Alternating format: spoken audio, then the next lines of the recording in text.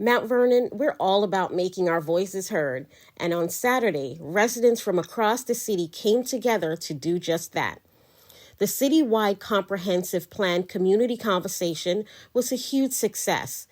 Residents packed the STEAM Academy to share their ideas, concerns, and hope for the future of our city. This was the first of two important meetings designed to gather community input and shape the future of Mount Vernon for the next decade. From parks and schools to economic development and sustainability, residents had the opportunity to make their voices heard on a wide range of topics.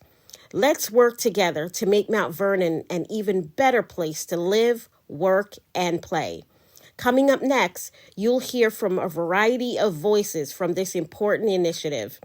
We've got insightful interviews with Mayor Sean Patterson Howard, City Council President Danielle Brown, and residents just like you. This is K-Star for Community Spotlight.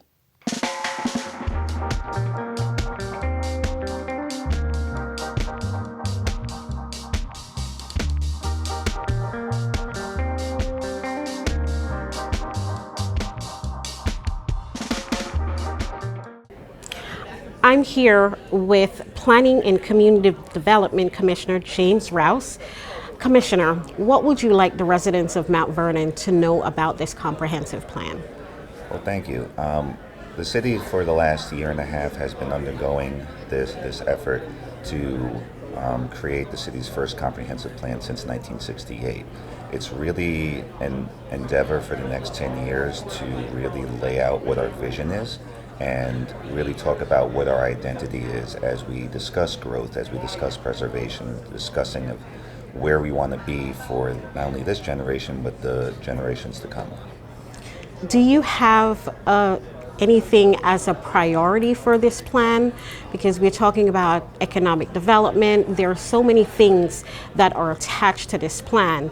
Is there special priority to certain things, or it's just everything that encompasses the city? Well, when we say everything, it's not necessarily everything. Mm-hmm. It's not like soft topics like garbage pickup and things like that. It's more kind of how do we want to see the city grow and develop in what specific areas. This is really a community-led process. We're the facilitators as a city and facilitators with a group of consultants, of which we have 5 for this phase. We're doing it in 2 phases. The first phase really focused on downtown. Why did we decide to do it in 2 phases? Is because it's been a long time since we've done the comprehensive plan. And there was a lot of pressure of developers outside, people from outside entities coming in wanting to develop downtown. And it was really time for us to take a pause and say, hey, what do we want to see the city as a whole? But since we had this energy, and downtown is a place where every resident, all neighborhoods care about, even though you may not be shopping downtown, you still want to see it doing well and care about it. So we decided to go through that first phase and see what we want to see downtown.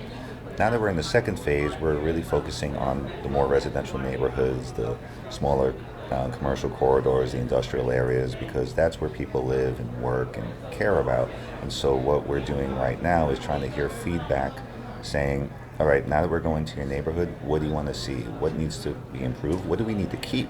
What do we need to maintain as we look 10 years into the future? Because a lot of different people have a lot of different ideas, but when we come together like this, we take that feedback, and that's where we get our priorities, whether it be housing, parks, improved transit, economic development, and our sewers, and infrastructure. We want to hear what's our priority, because as a city, we can put a lot of resources into something, but if it's not really what the residents want, then it's just like we got to find that middle ground of like what's feasible and what's needed. Thank you so much, Commissioner, for the information, and good luck with this project. It's a really great project. Thank you. Thank you. It's not just about complaining, but it's about also what are your ideas, what are your visions, so that it can be incorporated. This process has not happened, right? We have not adopted a comprehensive plan in Mount Vernon since 1968. That's the year that I was born. I'm 56. And that's a problem. And when it was adopted in 1968, everything that the comprehensive plan said, the government did the opposite. They said don't build any more affordable housing around Leicester, and they built centennial homes in Ebony Gardens. They said do infill housing, do mixed use, do mixed income, and everything that was suggested, the community did the exact opposite. They said, make sure we're building neighborhood services in neighborhoods, the exact opposite. And so part one of the visioning plan was about downtown, and now we're looking at our larger neighborhoods throughout the community, and we want to get this through to adoption.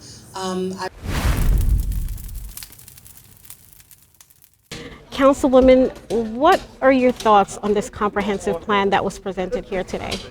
So, my thoughts are that it's amazing to see so much of the community turning out and really to give their thoughts, their opinions on what they want to see in the comprehensive plan when it's developed. I think so many times we miss out on opportunities to impact policy, to impact what our city looks like, and to see the room full means that people are finally realizing that they have an opportunity to kind of shape what our city looks like and make sure that it is a city that we all want to see. So I'm excited. I'm excited to see all the boards around. I'm excited to see the different areas that we can impact that are maybe slightly underdeveloped to kind of shape what we put there. If it's restaurants, if it's housing, if it's art studios, fitness studios. So my heart is full.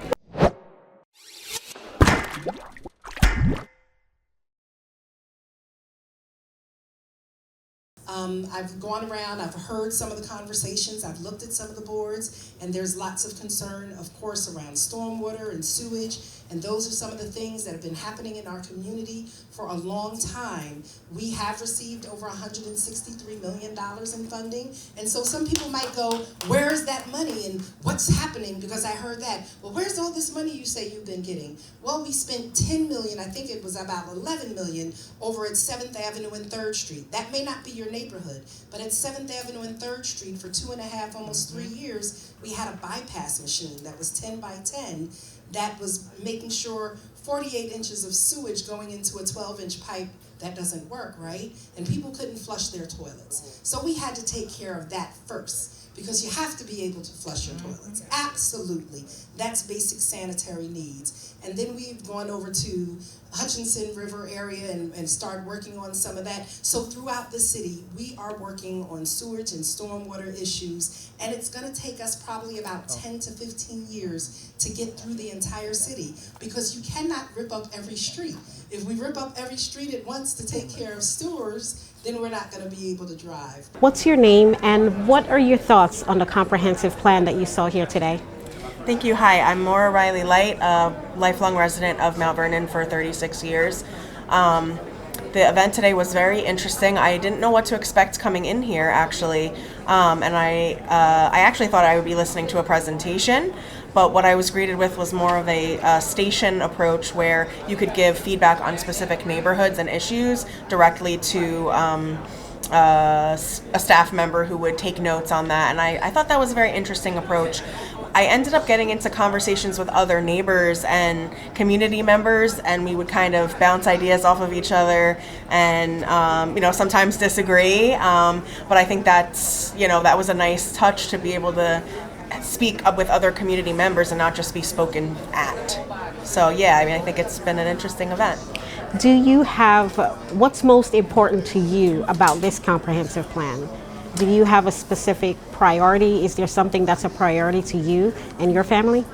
I would say that in Mount Vernon, over the years, it feels like we've lost our community spaces. We've lost places where we know we can go and use the space for club meetings or just to meet other neighbors or things like that. So that's really important to me. We've lost also some of our destination anchor businesses, particularly I think in the restaurant domain. And that's really been difficult because that's another place where you kind of feel that camaraderie and community with other people. And also a place where people from outside of the community can come and spend money. And we desperately need the tax revenue for that. So. This segment of Community Spotlight is brought to you by Roosevelt Professional. Is your business in need of a professional office space? Roosevelt Professional provides monthly office rentals, affordable cubicle spaces, virtual office solutions, professional mailbox service, conference room, and event space. We provide the professional edge you need. Ready to grow your business? Okay, I'm Officer Benaiah. We associate in this community. We have a church here, Israel United in Christ, that we do outreach, biblical studies. We do community cleanup, youth violence, stuff like that, to help to change and revitalize Mount Vernon. And your name? My name is Officer Othniel with IUIC Mount Vernon, Israel United in Christ. So, like you said, we're here to see what's going on in the community in Mount Vernon and what can we do to help and improve Mount Vernon.